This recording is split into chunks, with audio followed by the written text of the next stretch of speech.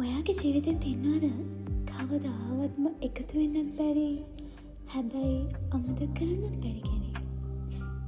එහෙනම් මේක ඔයාට.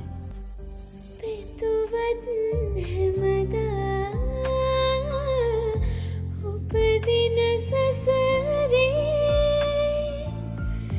හික්වන්නට බෑ මගේ රත්තරනේ.